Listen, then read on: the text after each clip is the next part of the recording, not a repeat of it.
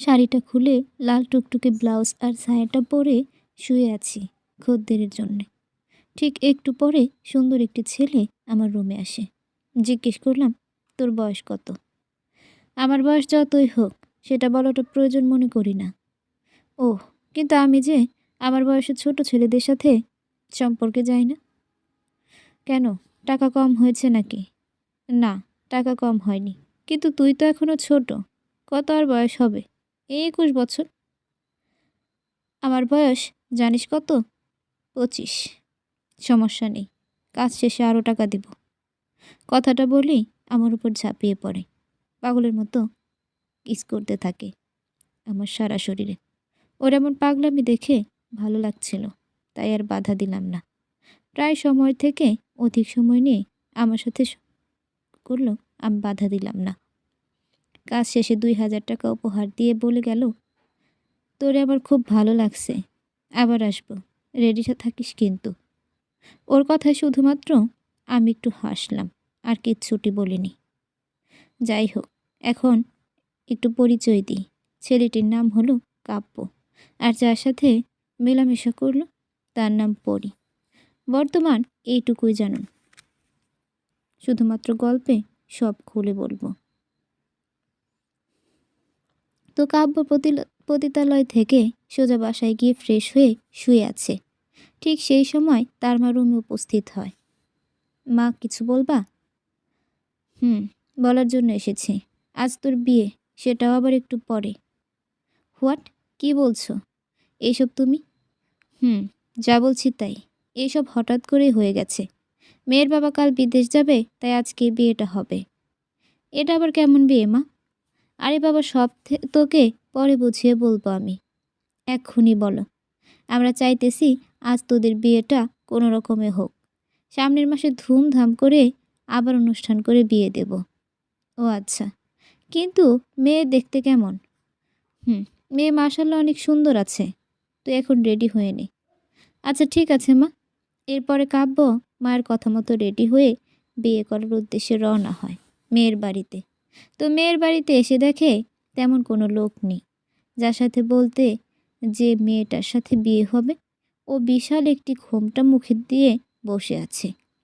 এরপর কাব্যকে সেখানে বসিয়ে কাজী তাড়াহুড়া করেই বিয়েটা সম্পন্ন হয়। বিয়ে শেষে বউকে নিয়ে কাব্য সব ওর মা বাবা বাড়িতে নিয়ে আসে। কাব্য ভাবতেই পারছে না এই 2-3 ঘন্টার মধ্যে কি থেকে কি হয়ে গেল, সব যেন মাথার উপর দিয়ে চলে গেল। তো বাসায় আসার পরে বউকে কাব্যের রুমে নিয়ে যাওয়া হয়। বেশ কিছুক্ষণ পরে, মা, কিরে কাব্য, তুই এখনো বাহিরে কি করিস? ভেতরে যা, বৌমা অপেক্ষায় আছে। হ্যাঁ যাচ্ছি মা। এটা বলেই কাব্য রুমের ভেতরে চলে আসে। কাব্যের মনে শুধুমাত্র একটাই প্রশ্ন, আল্লাহ, বউ জানি কেমন। রুমের ভেতরে আসার সাথে সাথে কাব্যের বউ এসে কাব্যের পায়ে সালাম করে। এতে কাব্য খুশি হয়। এরপর যখন কাব্য বইয়ের ঘোমটাটা তোলার সাথে সাথেই কাব্য খুব বড় একটি শট খায়। এই তুমি এখানে? তুমি তো দেহ ব্যবসা করো। এটা বলে কাব্য ওর মা বাবাকে ডাকতে থাকে। বাবা মা ওর ডাকে শুনে তৎক্ষণাৎ সেখানে চলে আসে। কি হয়েছে, এমন চিৎকার করছিস কেন? মা, এই মেয়ে তো। এরপরে কি হলো জানতে হলে আমাদের সাথেই থাকুন। ধন্যবাদ। হোটেলে ব্যবসা করে এই মেয়ে, ও কেমন করে আমার বউ হতে পারে মা? এই বিয়াদব, কি বলিস তুই এইসব? হ্যাঁ মা, বিশ্বাস করো, আমি এই মেয়েকে হোটেলে দেখেছি। ও দেহ ব্যবসা করে। তার মানে তুইও এইসব কাজে লিপ্ত কাব্য? আমি এবার কিসে লিপ্ত হলাম? বুঝলাম না তোমার কথাটি। তুই কেমন কেমন করে জানিস পরি হোটেলে ব্যবসা করে? আসলে হয়েছে কি মা, কথাটি শেষ হতে না হতেই পরি বলে ওঠে, মা, আপনার ছেলে আমাকে এইভাবে মিথ্যা অপবাদ দিচ্ছে, এটা কিন্তু আমি মানতে পারবো না। এই মেয়ে একদমই নাটক করবি না। তোর সাথে আজকে কি? হ্যাঁ, আপনার ছেলে যে এমন বিয়ের আগে কেন বলেননি? আমি বাবাকে ফোন দিচ্ছি, বাবা এসে আমাকে নিয়ে যাবে। না মা, ফোন করা লাগবে না। আমার মনে হয় কি জানো তো, কাব্য তোমার সাথে মজা করছে। বা আমি সত্যি মজা করছি না, আমি সিরিয়াস। এই মেয়ে খারাপ কাজে নিয়োজিত আছে। ঠাস। আর একটা যদি বাজে কথা বলিস, আমার থেকে খারাপ কেউ হবে না। এটা বলে কাব্যের মা রুমের বাহিরে এসে দরজা লক করে দেয়। এই মেয়ে, তোমার সত্যি পরিচয়টা দাও তো। আশ্চর্য, আমি আবার কিসের পরিচয় দিব? হ্যাঁ, আমার পরিচয় হলো আমি পড়ি, আর এখন আপনার বউ। না, আমি এটা মানতে পারবো না। তুই আমার বউ হতে পারিস না। আপনি কি আমার সাথে মজা করেন? মজা করব কেন? হ্যাঁ, সব ভুলে গেলি? আমার সাথে যে হোটেলে 3,000 টাকা নিলি। আপনি যদি আর একটি বাজে কথা বলেন তো খুব খারাপ হবে। তোর মতো খারাপ মেয়ের সাথে আমি থাকতে পারবো না। আমি তোকে ডিভোর্স দেব। কথাটি বলার সাথে সাথে পরি ঠাস করে একটি থাপ্পড় দেয় কাব্যকে। তোর অনেক কথা শুনেছি, আর শুনতে চাই না। তুই কি ডিভোর্স দিবি? আমি তোকে ডিভোর্স দেব। তোর মতো খারাপ ছেলেদের সাথে আমি থাকতে চাই না। আমি খারাপ না, তুই খারাপ। সেটা ভালো নিজেই তুই জানিস। যে ছেলে দেহের চাহিদা মেটানোর জন্য হোটেলে গিয়ে তৃপ্তি মিটিয়ে আসে, তার ব্যবহার কেমন হবে সেটা আমার জানা আছে। আমি ভাবতে পারলাম তোর মতো মেয়েকে আমার মা বাবা কেমন করে পছন্দ করলো। এটা তোর সৌভাগ্য যে আমি তোকে বিয়ে করেছি। যদি জানতাম তোর চরিত্র এমন, আমি কখনোই বিয়ে করতাম না। আমি তোর সাথে কোনো কথা বলতে চাই না। চুপ করে থাক, আমি এখন ঘুম যাব। এটা বলেই বিছানায় গিয়ে শুয়ে পড়ে। সাথে সাথে পরি গিয়েও তার পাশেই শুয়ে পড়ে। এই মেয়ে, তুই কি চাস? হ্যাঁ, তোর দেখি লজ্জা শরম বলতে কিছু নেই। লজ্জা নেই মানে? লজ্জা থাকলে কি আমার পাশে এসে শুইতি? লজ্জা নেই বলেই তো পাশে শুয়েছিস। কথাটি শোনা মাত্রই পরি বিছানা থেকে উঠে পড়ে আর সোফায় গিয়ে শুয়ে পড়ে। কাব্যের কত স্বপ্ন ছিল বাসর রাত নিয়ে। একসাথে রাতে চাঁদ দেখবে, দুজন দুজনের চোখের দিকে তাকিয়ে থাকবে। সব যেন ভেসে গেল পানিতে। এই যে একটি কথা বলি। কি কথা? আপনি কি সত্যি সত্যি ওইসব করেছেন, নাকি আমার সাথে প্র্যাঙ্ক করছেন? আমাকে দেখে কি মনে হচ্ছে প্র্যাঙ্ক করছি আমি? ওহ, ঠিক আছে। আবার কাব্যের মনে পড়ে তার বন্ধু হাসিবের কথা। কারণ এই হাসিবেই বলেছিল এই হোটেলে এই মেয়েটা সেই সুন্দর আর অনেক ভালো। ওর কথা মতোই গিয়েছিল মেয়েটার সাথে। এখন সেই মেয়ে যে নিজের বউ হবে ভাবতে পারেনি। আবার যদি হাসিব দেখে যে হোটেলের ব্যবসা করা মেয়েটা আমার বউ, তবে তো সব কিছু শেষ। এলাকায় মুখ দেখাতে পারবো না। এসব হাজারো চিন্তা করতে করতে কাব্য ঘুমিয়ে যায় সেই রাতে। তো পরের দিন সকালবেলায় পরি উঠে গোসল করে কাব্যের জন্য চা নিয়ে আসে। কিন্তু এসে দেখে কাব্য এখনো ঘুমিয়ে আছে। কাব্যকে একটু জ্বালানোর জন্য পরি নিজের ভেজা চুলগুলো ওর মুখের উপর দিয়ে একটু নাড়াতে থাকে। ঠিক একটু পরে কাব্য জেগে যায়। ঘুম ঘুম চোখ নিয়ে কাব্য বলতে থাকে, এই কি হচ্ছে? কই কিছু না তো। একদম আমার কাছে আসার চেষ্টা করবি না, বলে দিলাম কিন্তু। আমার বয়ে গেছে আপনার কাছে আসতে। যত সব খারাপ মেয়ে। খারাপই। এখন নেন, চা খেয়ে নিন। নিজের হাতে বানিয়ে নিয়ে এসেছি। হ্যাঁ, আমি চা খাবো, সেটা আবার তোর হাতের? প্রশ্নই আসে না। ঠিক আছে, না খাইলে তো জোর করতে পারি না। আপনার ইচ্ছে হলে খাবেন, আর না হলে খাবেন না। এত কথা আমি পছন্দ করি না। আপনি না করতে পারেন, আমি পছন্দ করি। একদম ভালোবাসা দেখাইতে আসবি না। তোরও ভালোবাসা কত মানুষ যে পাইছে তার ঠিক নাই। কাল রাত থেকে এক কথা বলেই যাচ্ছেন। আপনাকে বলি নাই আমি এই সব কাজ করি না? কাকে না কাকে দেখেছেন আর আমাকে মিথ্যা অপবাদ দিচ্ছেন? বাহ, নাটকও দেখি সুন্দর করতে পারিস। তুই তো নায়িকা হবি। ঠিক এমন সময় ডাক পড়ে বাহির থেকে। কাব্য, পড়ি, খাইতে আয় দুজনে বাহিরে। ঠিক আছে মা, যাচ্ছি।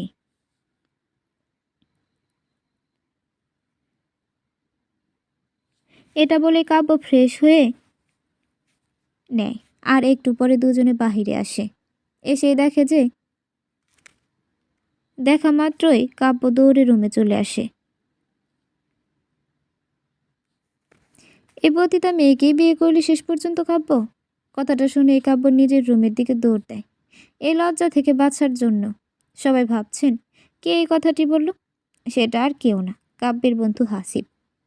কোনো একভাবে হাসিবও জানতে পেরেছে যে কাব্য বিয়ে করেছে, তাই সকালবেলা উঠতেই কাব্যের বাসায় চলে আসে। যখনই কাব্য ও পরি বাহিরে আসে, ঠিক সেই টাইমে হাসিব দেখে ফেলে পরীকে, আর দেখা মাত্রই মুখ ফসকিয়ে এই কথাটা বের হয়ে যায়। এদিকে কাব্যের মায়ের মাথায় যেন বজ্র পড়ার মতো অবস্থা, কারণ কাল রাতে কাব্য এই কথাটি বলেছে। আজ আবার হাসিব ও পরীকে দেখা মাত্রই এই কথাটি বলে ওঠে। তো নিজের মান সম্মানের দিকে তাকিয়ে কাব্যের মা বলে ওঠে, এই হাসিব, তুমি কি বলছো? তোমার মাথা ঠিক আছে? আর যদি কখনো এমন কথা শুনি তো তোমার সাথে কাব্যের মেলামেশা বন্ধ করে দেব। আন্টি, বিশ্বাস করুন, এই মেয়েটিকে আমি সত্যি পতিতালয়ে দেখেছি। একদম চুপ করো, তোমার মুখে আর একটি কথাও শুনতে চাই না। সত্যি কখনো লুকানো যায় না, বুঝলেন? সত্যিটা সত্যিই থাকে। তুমি কি বলতে চাও? হ্যাঁ, সরাসরি বলো। আমি একটা কথাই বলতে চাই, আপনি একটা খারাপ মেয়ের সাথে আপনার সন্তানের বিয়ে দিয়েছেন, তাতেই আবার বয়সেও বড়। আপনি মা হয়ে এমন একটি মেয়ের সাথে কাব্যের বিয়ে দিলেন, ভাবতেই পারলাম না। ঠাস, বেয়াদব ছেলে কোথাকার! লজ্জা করে না একটি মেয়ের নামে এমন বদনাম লোটানোর? আমি তো ভাবতেই পারছি না তুমি এতটা খারাপ। হাসিব, আপনি আমাকে থাপ্পড় মারলেন আন্টি, এটা একদমই ঠিক করেন নাই। কেন, তুমি কি আমাকে থাপ্পড় দিবে নাকি? আমাকে আপনি থাপ্পড় না মারলেও পারতেন, এই থাপ্পড়ের প্রতিশোধ আমি থাপ্পড় দিয়ে নেব না। সময় হোক, ঠিকই বুঝবেন। যাও, বেরিয়ে যাও আমার বাসা থেকে। তোমার মতো ছেলের সাথে মেলামেশার জন্য আমার সন্তানটি এমন হয়েছে। হ্যাঁ, যাচ্ছি, তবে মনে রাখবেন আপনাকে অনেক প্রস্তুতে হবে। আর হ্যাঁ, আপনার এই যে বৌমা আছে না, ওর সাথে আমার অনেক কাহিনী আছে, আপনার ছেলের মুখে শুনে নিন। তুমি কি যাবে এখন, নাকি দারোয়ান ডেকে বের করে দেব? তার দরকার নেই, আমি চলে যাচ্ছি। এটা বলে হাসিব একবার পরীর দিকে তাকিয়ে বাসা থেকে বের হয়ে যায়।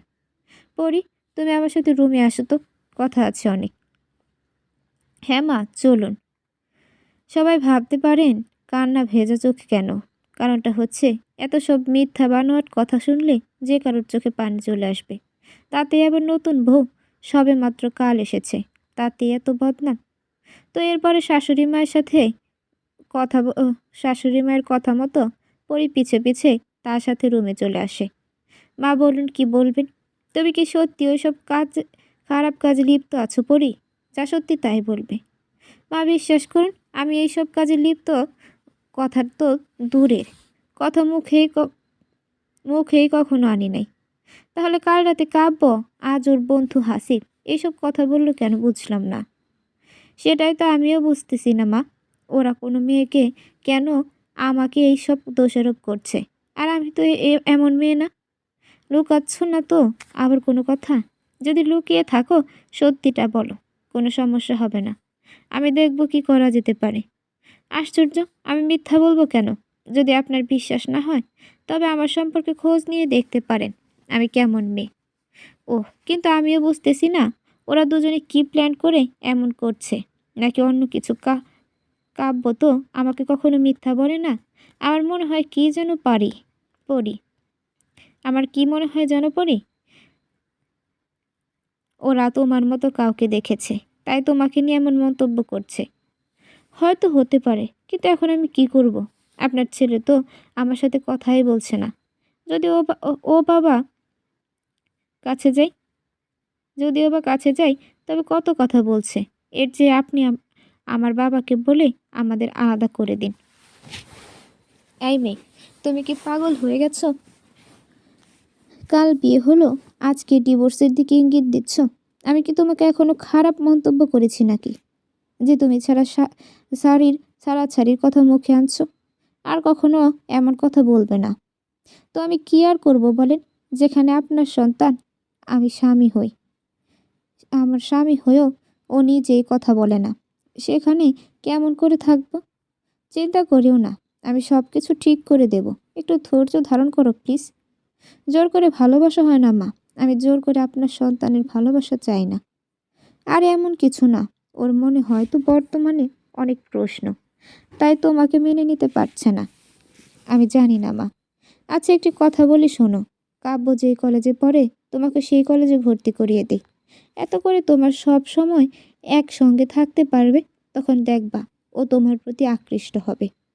ঠিক আছে মা, আপনি যা মনে করেন। আচ্ছা তুমি রুমে যাও এখন, তোমার সাথে পরে কথা বলবো। তো এরপরে পরি সোজা রুমে চলে আসে। এসে দেখে যে কাব্য মন খারাপ করে বসে আছে। কাব্যের মন ভালো করার জন্য পরি বলে ওঠে, আপনি চিন্তা করবেন না, আমাদের ডিভোর্স হবে। কথাটি শুনে কাব্য বলে ওঠে, কবে ডিভোর্স হবে আমাদের? আজকে। আসলে বিয়ের 3 মাস আগে তো ডিভোর্স হয় না, তাই আমাদের 3 মাস একসাথে থাকতে হবে। ওহ, আমি কাল থেকে আপনার কলেজে যাব। হোয়াট? আমিও পড়াশোনা করতে চাই, আপনার সাথে তো থাকবো না, তাই ভাবছি পড়াশোনা চালিয়ে যাব। কিন্তু আমার কলেজে কেন? আরও অনেক কলেজ তো আছে। শুনেছি আপনি যেই কলেজে পড়েন ওইটাই নাকি এখনকার মধ্যে বেস্ট কলেজ। ভালো, খুব ভালো। আর হ্যাঁ, তুই যে হোটেলে খারাপ কাজ করিস তার প্রমাণ আজ দিব আমি। ঠিক আছে। এটা বলে কাব্য সোজা হয়ে পতিতালয়ে আসার জন্য রওনা দেয়। প্রায় 1 ঘন্টা পরে গন্তব্যস্থানে আসে। তো এসে সোজা ওই মেয়েটার রুমে যায়, যে মেয়েটার সাথে এখানে বসে সম্পর্ক করেছে। ভেতরে ঢুকেই দেখে যে অন্য একটি মেয়ে শুয়ে আছে এই রুমে। আশ্চর্য, ওই মেয়েটা কোথায়? আচ্ছা, এই রুমে যে ছিল কালকে সে কোথায়? কেন? আমি কে তার চেয়ে দেখতে খারাপ নাকি? আমাকে পছন্দ হয় না? কাব্য, প্লিজ বলো সে কোথায়। আশা আমি ওর মতো তৃপ্তি দেব বাবু তোকে। দয়া করে বলো ও কোথায়। বলতে পারি, এর জন্য 200 টাকা দিতে হবে আমাকে। কথাটি শোনার সাথে সাথে কাব্য টাকাটি বের করে দেয়। এখন বলো, আসলে ওর কাল রাতে বিয়ে হয়ে গেছে রূপসীর, তাই আমি ওর রুমে এসেছি এখন। কি ওর বিয়ে হয়েছে মানে? আসলে ও দেখতে অনেক সুন্দর, ব্যবহারও সুন্দর। কাল একটা আপনার মতো খদ্দের এসেছিল। তারপর? পরে আবার কি? রূপসী ওকে মন ভরে ভালোবাসা দিয়েছে। এতে লোকটি খুশি হয়ে আর ওর রূপ দেখে নিয়ে গিয়েছে, বলেছে বিয়ে করবে। এসব সত্যি নাকি মিথ্যা? আর ওর নাম রূপসী। আসবে। তোমাকে অসংখ্য ধন্যবাদ সাহেব। আসুন, আমি আজ আপনাকে খুশি করাতে চাই। বেশি টাকা নেব না, খুশি হয়ে যা দিবেন। সরি। এটা বলেই কাব্য সেখান থেকে আবার বাসায় আসার জন্য বাহানা দেয়। পুরো রাস্তায় কাব্যের মাথায় একটাই চিন্তা, সেটা হলো এই পরীকে নিয়ে। পরী কি সত্যি কথা বলতেছে নাকি মিথ্যা নাটক সাজাচ্ছে? এই সব চিন্তা করতে করতে কাব্য বাসায় চলে আসে।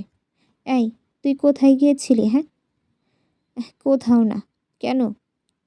কি হয়েছে? পরীকে নিয়ে ঘুরতে যা, ওর মুখটা ভীষণ খারাপ। খারাপ তা আমি কি করব শুনি? আমি মন ভালো করার ওষুধ নাকি? যেটা আমি বলছি সেটাই করো। আমি পারবো না ওই খারাপ মেয়েকে নিয়ে ঘুরতে। ও মা, খারাপ না, খারাপ হলি তুই। যদি খারাপ জায়গায় না যাইতি এসব মিথ্যা বানোয়াট কথা কখনো বলতে পারতি না। আমি কি খারাপ? হ্যাঁ, তুই খারাপ। তোর মতো সন্তান আল্লাহ যে কোনো মাকে বেঁচে দেখ আমাকে দিছে। ছোট্ট থাকায় মেরে ফেলতে পারেনি, তাহলে আজ এমন কিছু হতো না। সেটাই তো ভুল করেছি। এইভাবে মায়ের সাথে ঝগড়া করে কাব্য নিজের রুমে চলে আসে। আমাকে নিয়ে কোথাও ঘুরতে যেতে হবে না। আমার জন্যে আপনি অনেক ছোট হয়েছেন। আপনি আজ চলে যান। যাবো বাবার বাসায়। কাব্য নিশ্চুপ। আজ একটি কথা বলি, শুনেন। আপনি যে মেয়েটাকে আমাকে মনে করছেন সেই মেয়েটা সত্যি সত্যি আমি না। না, সত্যি এই মেয়ে। আমি নিজের চোখে তোমাকে দেখেছি পতিতালয়ে। ও আচ্ছা, ভালো থাকেন, আমি গেলাম। এটা বলেই যখন পড়ি যাইতে ধরবে, ঠিক তখনই কাব্য পেছন থেকে হাতটি টেনে ধরে। কাব্য পরিবারের হাতটা ধরার সাথে সাথেই পরীর শরীরটা যেন কম্পন দিয়ে উঠল। কি হলো, হাত ধরলেন যে? আপনি এখানেই থাকেন। মা এমনি অনেক কিছু খারাপ করে আছে, মন খারাপ করে আছে। আপনি চলে গেলে আরও মন খারাপ করবে। কিন্তু আপনার যে সমস্যা হচ্ছে এখানে, হোক, আমি ম্যানেজ করে নেব। ঠিক আছে। তো এইভাবে ভেবেই কেটে যায় 1টি মাস। কাব্য পরীর সাথে কথা বলে না। পরে নিজে এসে তখন উত্তরটা শুধুমাত্র দেয়। সকালবেলা কাব্য ঘুম থেকে ওঠে, খাওয়া দাওয়া করে যখনই কলেজে বের হবে এমন সময় ওর মা চলে আসে। কাব্য দাঁড়াও, আজ পরীও কলেজে যাবে। মা মাথা গরম করেও না তো, আজ 1 মাস পরে কলেজে যাচ্ছি, এমনি মনটা খারাপ। পরী কলেজে ভর্তি হয়েছে।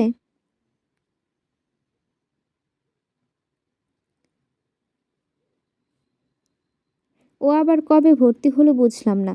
আমি কাল তোর স্যারের সাথে কথা বলেছি, ওকে ভয় ভর্তি করে নিয়েছে। ও তো তো এখন আমি কি করব? কি আর করবি, তোর বউকে তুই কলেজেই নিয়ে যাবি। ও ও কাজল দেখেনি, ও কলেজ দেখেনি। না, ও কলেজ দেখিয়েনি। আজ দেখিয়ে দে, তারপর একা একাই যাবে। ঠিক আছে, এই পড়ি, তাড়াতাড়ি আয়, কাব্য তোর জন্য ওয়েট করছে। হুম, আর 1 মিনিট, আমি রেডি হয়েছি। শোন, পরিবারকে শুনে রাখিস। ও কি ফিল্টার দাদু? হায়, যে দেখে শুনেই দাঁত শুনে রাখতে হবে। কথাটি বলা মাত্রই পরি চলে আসে। না, আমি রেডি। কথাটি শুনেই কাব্য পরীর দিকে তাকিয়ে তার চোখ তাকিয়েই আর চোখ ফোলাতে পারে না। এটা তো সত্যিকারের ফলি মনে হচ্ছে। এই, আপনি এমন করে তাকিয়ে আছেন কেন? হ্যাঁ, আমাকে কোনো কিছু দেখেন নাই? কথাটি শুনে কাব্য লজ্জা পায়, কারণ সেখানে মা ও ছেলে ছিল তাই। হয়েছে, আমার তো আর কাজ নেই। এরপরে দুজনে বাসা থেকে বাহিরে এসে একটি রিকশার অপেক্ষা করছে। ঠিক 2 মিনিট পর একটি রিকশা এসে পড়ে। ওই মামা ওই মামা, রিকশা নিয়ে যাবেন রংপুর শহরে কলেজে? অবশ্যই যাবো মামা, উঠে বসুন, আমি মামি সহ। এরপরে কাব্য ও দুজনে উঠে বসে সিটকায়। বেশ কিছু দূরে যাওয়ার পরেই দেখা দেখা হয়ে যায় সেই হাসিদের সাথে। আপনি এই ছেলের সাথে কথা বলবেন না কেন? এই ছেলে আপনার মাকে সেই দিন দিন অপমান করেছে। কথাটি শুনেই কাব্য একটু অবাক হয় আর ভাবতে থাকে কি করবে। শেষমেশ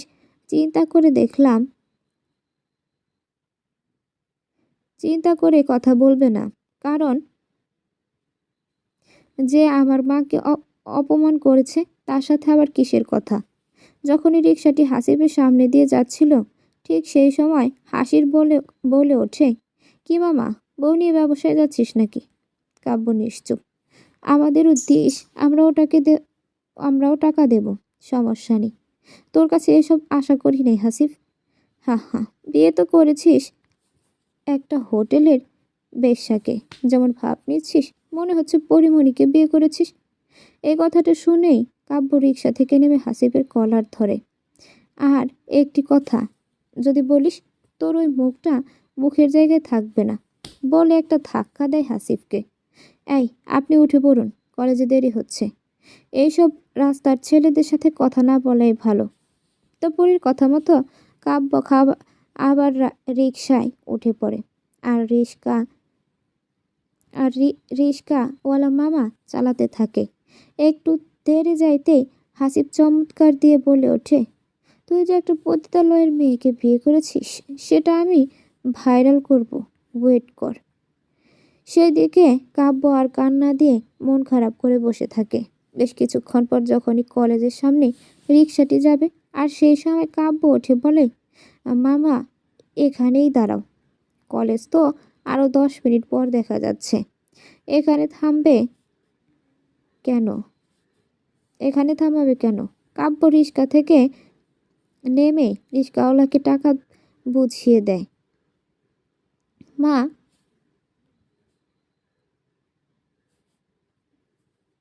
মামা, একে কলেজের সামনে গিয়ে নামিয়ে দিও। আপনি কোথায় যাবেন? হ্যাঁ, এই তো, পেঁচাল পারবি না। তোর কারণে আমার সব মান সম্মান শেষ।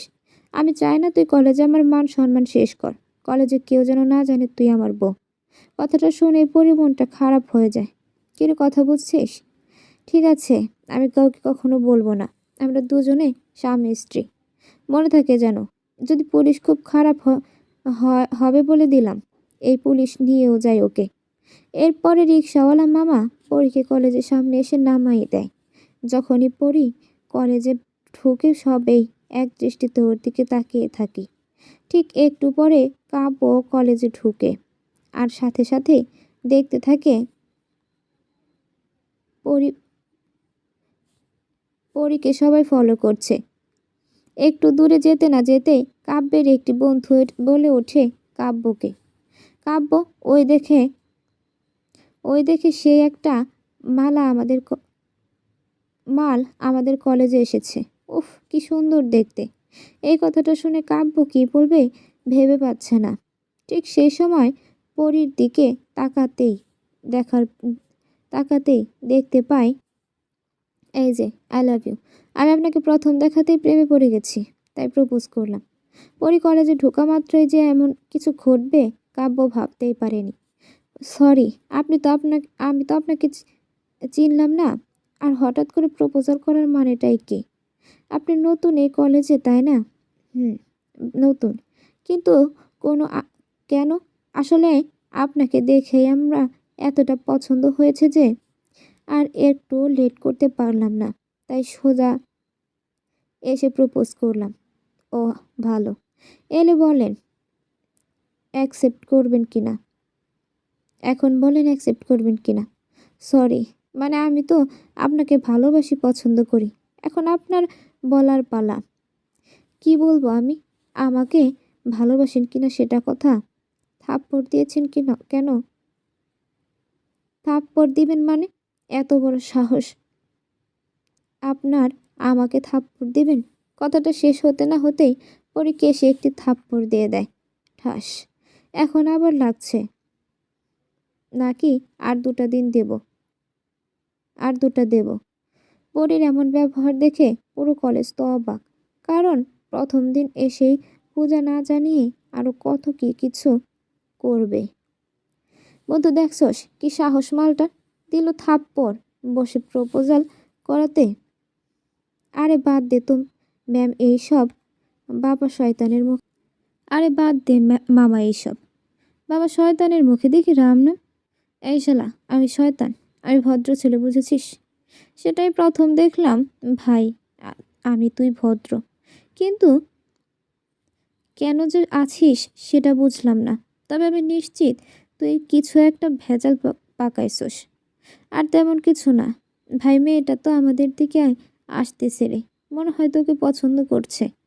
এদিকে আসা দেখে কাব্য একটু ভয় পায়, কারণ যদি কিছু উল্টাপাল্টা বলে এখানে এসে, তবে মান সম্মান সব শেষ। আরে চুপ থাকবি তুই। এরই মধ্যে পড়ে এসে জিজ্ঞেস করে, আচ্ছা আমাদের ক্লাসরুম কোনটা ভাইয়া? কাব্যকে উদ্দেশ্য করে বলে। এই কথা শুনে কাব্য একটু নড়ে চড়ে ওঠে, কারণ পরি সোজা ভাইয়া বলে ডাকলো। ওপরের তলায় গিয়ে ডান দিকে যে রুমটা, ওইটাই আমাদের রুম। ধন্যবাদ ভাইয়া আপনাকে। হুম, ঠিক আছে। আমি এই কলেজে নতুন তো, তাই কিছু চিনি না। আমার নাম পরি। আপনার নাম কি ভাইয়া? কাব্য ভাবতেছে এই পরি কি আবার নাটক শুরু করলো রে বাবা। আমার নাম কাব্য। বা, অনেক সুন্দর নাম। আচ্ছা ভাইয়া, আসি, পরে কথা হবে কোনো এক সময়। আচ্ছা। যখনই পরি একটু দূরে সরে গিয়েছে, ঠিক সেই সময় কাব্যর বন্ধু বলে উঠল, দেখ মামা, আমি কিন্তু নিশ্চিত তোদের প্রেম হয়ে যাবে। এখন আমাকে ট্রিট দে। এই শালা, চুপ করবি তুই? মামা, আমি কিন্তু প্রেম বিশেষজ্ঞ। এই মুখ দিয়ে যাই বলছি তাই হয়েছে। একটা কলেজে কত ছেলে আছে, তাদের কাছে না গিয়ে তোর কাছে এসেছে। তার মানে তোর মেয়েটা একটু পছন্দ করছে। ভাই, তুই কি এখন চুপ করবি? যদি চুপ না করিস তবে আমি এখান থেকে চলে যাচ্ছি। ঠিক আছে, চুপ করছি। এই বন্ধু বন্ধু ভালো লাগছে না আর। এর নাম দে একটা। এর নাম হলো রাজ। নাদির কি খবর রে? নাদির নদীর সাথে কাল দেখা হয়েছিল। ও তোকে পছন্দ করে। কে নদী বলেছে তোকে? হুম, নদী বলেছে। ও ক্লাসরুমে আছে, চল। আচ্ছা চল। তো এরপরে রাজ ও কাব্য দুজনেই ক্লাসরুমে চলে আসে, কিন্তু এসেই দেখে যে নদী পরীর সাথে বসে আছে। ডাক দিব কি নদীকে? না, এখন থাক। তখন কাব্য লক্ষ্য করে নদী কি যেন বলছে পরীকে, আমার দিকে তাকিয়ে। এই পরী, ওই দেখো ছেলেটা, ওর নাম কাব্য।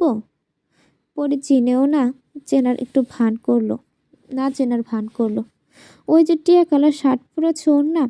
হুম, ওই এইবার দেখেছি। কিন্তু কি হয়েছে? ওকে অনেক ভালোবাসি, ও আমাকে পছন্দ হয়েছে। এই কথাটি শুনেই যেন পরি থ হয়ে গেল। মনে হচ্ছে আকাশ থেকে পড়লো। কতদিনের সম্পর্ক তোমাদের? দুজন দুজনকে পছন্দ করি, কিন্তু এখনো বলিনি, তবে আজ বলবো ভেবেছি। পরি, হুম। অনেক সুন্দর না ছেলেটা? হ্যাঁ, অনেক সুন্দর। তোমার সাথে সেই মানাবে। নদী, শোন, আজ থেকে আমি ভালোবাসার কথা বলবো, সাথে তুমি থাকবে। আরে আমি কেন থাকবো বলো? তখন আমি ভয় পাবো না, মনে একটা শান্তি থাকবে, শক্তি থাকবে। না, আমি পারবো না। আরে সমস্যা কি? থাকলে হ্যাঁ, আমি বলবো তুমি পাশে থাকবে। তুমি তো বলছো না। ঠিক আছে, সত্যি থাকবে আমার সাথে? হুম, থাকবো। ধন্যবাদ তোমাকে। শোন, টিফিন পিরিয়ডে বলবো, এখন ক্লাস করি। তো এরপরে সবাই ক্লাস করতে থাকে। এদিকে পরীর মনে যেন শান্তি নেই। ক্লাসে মন বসতেছে না, শুধুমাত্র কাব্যের কথাই মাথায় আসছে। তবুও মন খারাপ করে ক্লাস করতে থাকে। এইভাবে দেখতে দেখতে টিফিন পিরিয়ড চলে আসে। এই পরী, টিফিন পিরিয়ড হয়েছে, চলো এখন বাহিরে যাই। হুঁ, চলো। এই বলে দুজন বাহিরে চলে আসে। এসেই দেখে যে কাব্য ও তার বন্ধুরা বাহিরে আড্ডা দিচ্ছে। এই দেখো কাব্য, ওর হাসিটা আমার কাছে এত সুন্দর লাগে যে বলে বোঝাতে পারবো না। পড়ি, হ্যাঁ, অনেক সুন্দর। আয়, তুমি আবার কাব্যের প্রেমে পড়িও না। আরে না, কি যেন বলবে ওনাকে? হুম, ডাকতেছি। এটা বলেই নদী রাজকে ডাক দেয়। হুম, বলো না নদী, কি বলবা? এইদিকে কাব্যকে ছোট করে নিয়ে আসা, ওর সাথে আমার কিছু কথা আছে। রাজা, ঠিক আছে। এরপর রাজকাব্যকে ডাক দিয়ে নদীও পর ও পরীর কাছে হেরে যাবে। কাব্য এসেই দেখে যে এখনো পরী অবস্থিত সেখানে। এখানে পরী যে আছে সেটা জানলে কাব্য কখনোই আসতো না। তো পরীকে দেখা মাত্রই কাব্য আসলো। আবার পেছনে আসতে থাকে। ঠিক সেই সময় যদি নাকের দ্রব্য হাতটি সময় নেয়। ঠিক, এই কাব্য, কোথায় যাচ্ছ? আমার কাজ আছে। কেন ডাকছ সেটা বলো। কেন ডাকছি আমি তুমি মনে হয় জানো না? জানি, এই সম্পর্কে পরে কথা হবে। না, এক্ষুনি কথা হবে। হুঁ, বলো কি বলতে চাও? কথাটা বলেই যখন পরীর দিকে তাকায়, ঠিক তখন দেখতে পাই পরীর চোখে অশ্রু এই আসবে।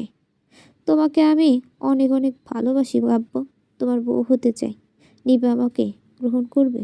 মানে, নদী, আমি তোমাকে অনেক ভালোবাসি। আমার যত দিন নিঃশ্বাস আছে তোমার সাথে এক হয়ে থাকতে চাই। ঠিক সেই সময় পরী